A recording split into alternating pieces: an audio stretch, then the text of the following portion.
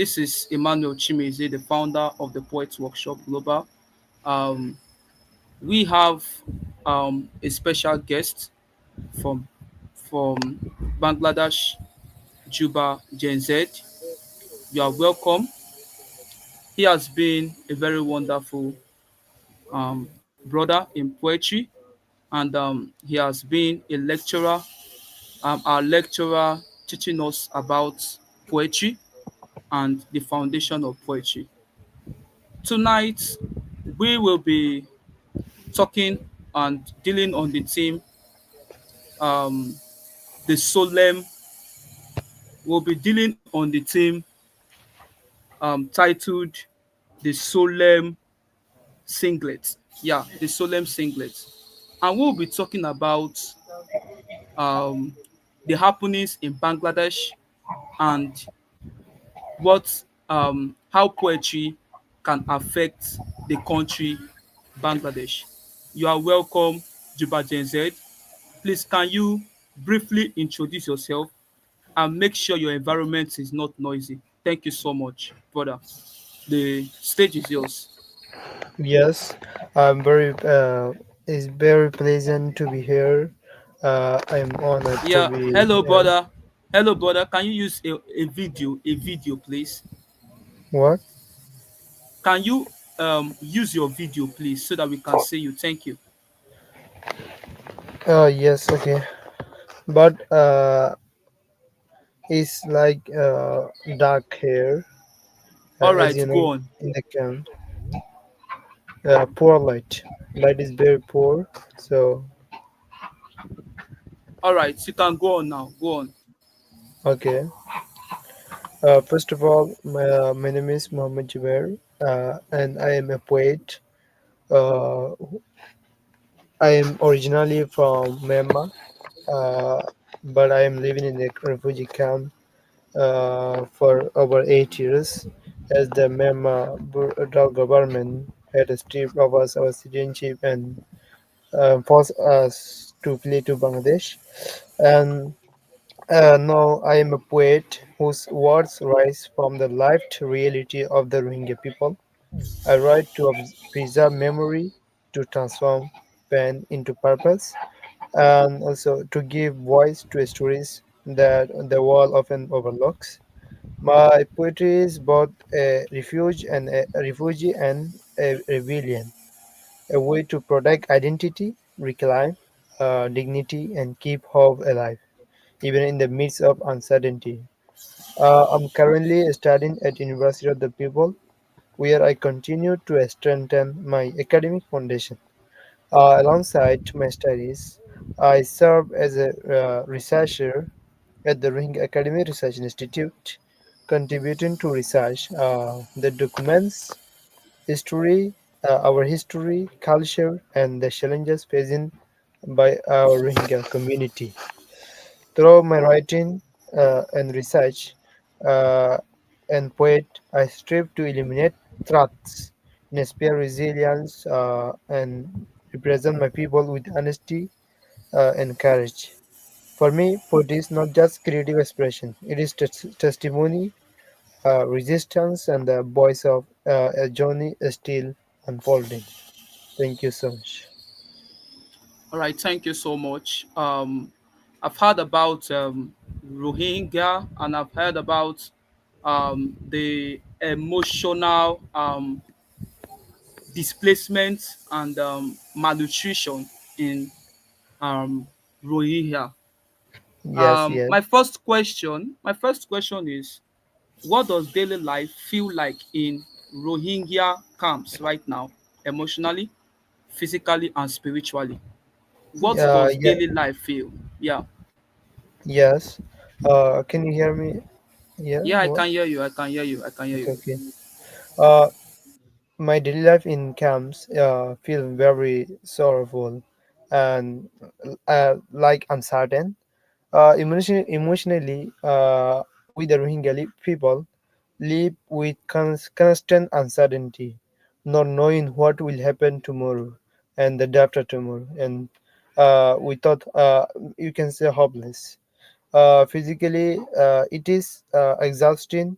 because everything requires for like lining up for water, food, health care, everything you have to go, everything you have to do in the camp, just lining up. Spiritually, we the Rohingya people uh, try to stay strong, but the environment make it hard. Still, we keep faith because it is often the only thing we have.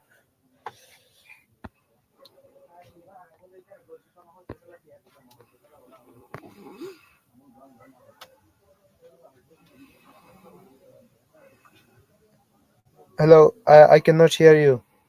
Your microphone is muted. Oh, thank you so much. Thank you so much. How do you cope with chronic illness in the camp given the scarcity of consistent health support? How do you cope with chronic illness in the camp given the scarcity of consistent health support?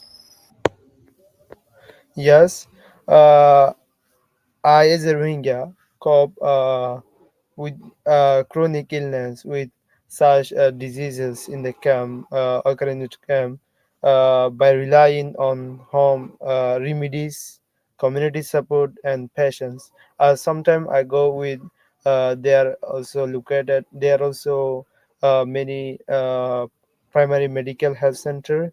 Uh, offered provided by a non-governmental organization. It is free of charge, and we can also go there and cope with and get primary treatment from there.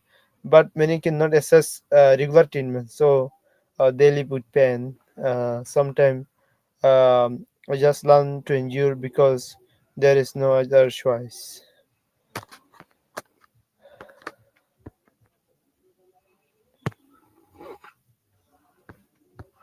Your microphone is also muted now. Oh, all right. Can you please tell us about the Rohingya camp? Can you tell us about the happenings there?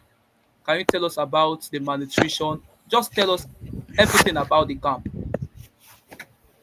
Yes, if you were to say, if I have to say anything, everything about the camp is full of challenges, full of, it is in the camp, everything is limited, resources are unavailable, malnutrition is also there, and proper nutrition is not given, is not receiving by my community, all the people here. uh, Also, access to higher education is impossible in the camp. Only high school uh, that is run by Rohingya community teachers is possible. We have to stay. We have to we have to learn till grade 12, so we cannot access to study at university. And also there are many challenges like freedom of movement is restricted in the camp. We cannot go outside the camp for even for higher medical treatment that need higher whenever we get a serious disease. We cannot even go to other hospital to make to go to get well treatment. So in the camps, in the refugee camp, everything is limited. Everything we daily life is in the camp is in the camp. Daily life is like a daily struggle. Survival is like a daily struggle in the camp. Hope you got it. Okay, all right.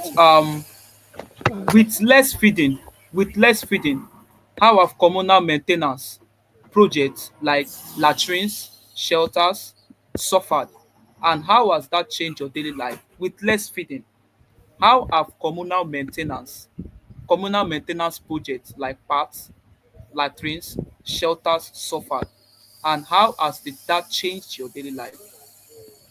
What did you say? I didn't got it. Get it? Okay, I said with less feeding, how have communal maintenance projects like shelters, latrines suffered, and how has that changed your daily life? Yeah. Uh, you said, please try to get me correctly. Please try to All say right. clearly. Okay. I said with less funds, with less feeding, how has the maintenance of shelters, projects like shelters and latrines suffered, and how has Yeah. that changed your daily life? Can you hear Uh, me now? okay, okay. Uh, in daily lives, for us, living daily life is very struggle. Is one of the most struggle. Like you say, uh, what yeah, on Sav, we can say that we never have to go to toilet. Even toilet is not safe, is often broken, is like humiliating. In camps, water shortage mean long lines. We have to face sometime water shortage. That's made our life, our daily life, very uncertain. Poor hygiene, increased diseases for women and girls, lack of privacy is especially distressing. It affects dignity every single day. Okay. So you said poor hygiene. Okay. Yes. All right. Okay. Let's move to, in your view, what do people outside the camp misunderstand most about Rohingya life in Bangladesh? Your own view. Yeah, yeah. As per my observation, many people outside the Rohingya, we can say Bengali, outside the Rohingya, many think that we are simply just receiving aid and living normally, but they don't see the restrictions, the trauma, the sorrowful life we are living in the camps. Also, they don't see the lack of rights or the daily suffering of us. But they only say that we are simply receiving aid and living normally. They don't understand how it feels to have no country, no place to own, no place to live, no place, even no home to stay, and no school to study. They don't feel like that. They are simply thinking that they are receiving aid and living normally. Hmm. Okay. All right. Okay. Okay. What motivates you as a poet, and what do you think you can bring to Rohingya as a poet? What are the changes that you can use poetry to do in your country? Yeah. For me, poetry is like. Like healing the sorrow we are facing, we are suffering. Uh, in the camps, there are many peoples densely populated, and there are many lack of opportunities, and their voice are unheard. For me, poetry is something I write for the world to be heard, for the world, for hear our voice, to value our voice. Through poetry, I can imagine that global global leaders, global people will hear us, will hear our stories, and will get attention to our Rohingya life in camps. So I write poetry for the purpose of that. Okay. Can you briefly, we are live on YouTube. Can you Yeah. briefly tell the world the um what do you think the world can do towards the situation of Rohingya, to change the situation? Yes.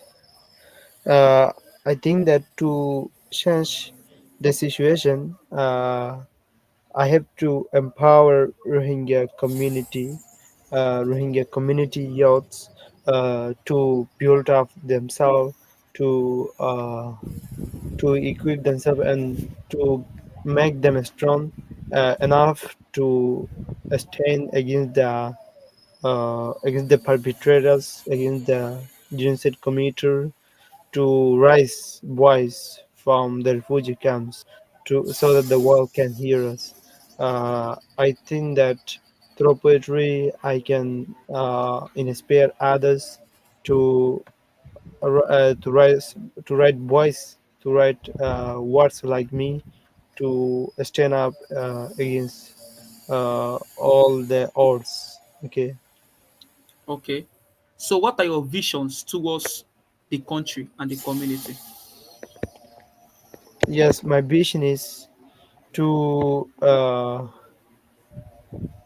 be a person to my vision is to build a, a life, to build a life, uh, and to build a space for those who are struggling in the refugee camps, so that they can participate, Mm, they can enjoy decision making, uh, they can speak independently, so the world can see us, can how what ring students are, and I can build a space where many youths will participate and uh, show their talents, doing art, doing writing poetry, and so many things that will be there.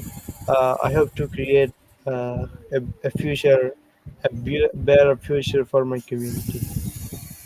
all right. So, thank you so much. Can you briefly tell us about yourself, your encounters? Yeah, tell us about yourself. Yes, uh, I am a Rohingya refugee poet living in the wildlife refugee camp, Cox's Bazar, Bangladesh. And I am currently studying at University of the People, uh, a university that gave me access to higher education through online. Alongside my studies, I serve as a researcher at the Rohingya Academy Research Institute. And in institute, there is also online uh, that uh, that advance that give advanced education to Rohingya youths. I there contribute to research that documents our history, culture, and the challenges faced by my community. Uh, I, as a poet, through my writing, strive to eliminate threats, inspire resilience, and represent my people with honesty and courage. For me, food is not just a crude expression; it is resistance and testimony and the voice of the Rohingya, the voice of the devastating life of the Rohingya. There is uncertain. All right. Thank you so much, Juba Gen Z. Thank you. Sofo Ali, are you there? Yeah, I Yes, can. Yeah, I can see you are also from Bangladesh. With the conversation I've had with you, can you briefly tell us, give us your thoughts about the situation in Bangladesh? Is Safar Ali a Rohingya or Bengali? um, Jubari is my colleagues of Rohingya Academy researchers. Okay. Hello, Safali. Are you Yes, there? Okay. Can you give us your thoughts about the situation in Bangladesh, where you are currently?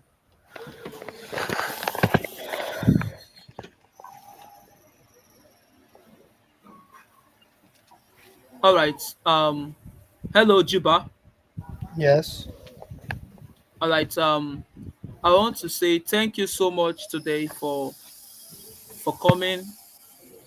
Thank you so much. Before I end today, do you have a poem for us?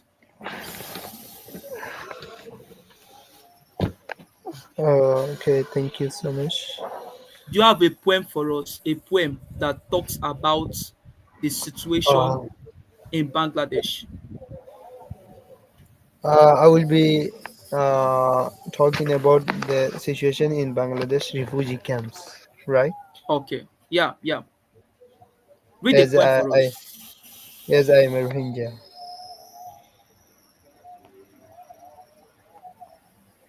The title of the poem is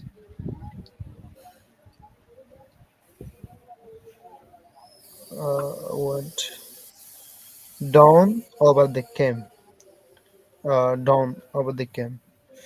The dawn rise over the camp with ill lit light, touching the bamboo walls, roofs made of tarpaulin, faces that have survived another night of fear and grief. Mothers call their children, waking them not for a school, but for another day. We are in a different, exiled shadow, their hearts yearning for the classrooms, lost and laughter taken. And in silence, father stand, just look into the sky, that doesn't answer back, wondering how another day would be, with nothing, just a hope of an uncertain tomorrow. As dawn brings light over the camp, we say to ourselves, though in exile, a morning is there for us, but that's feel very uncertain. Okay. Thank you so Okay, much. let me continue a bit. Uh, Yeah. okay. Can I continue another poem? Yeah, yeah, you're free, you're free. Tents made of sky. We live under a sky that moves, that remembers, and that witness our suffering. Raindrops fall on fractured tarpaulin, and each drop carries the weight of silence. To the sky that remembers what the world forgets about us, the wind carries our laughter, names, and even our prayers. Though these shelters hold nothing, they are surrounded with fears, hopes, and the quiet courage of the genocide survivors. And when twilight surrenders to the night, we look to the sky, imagine, imagining a roof made of stars that can bring light in the uncertainty.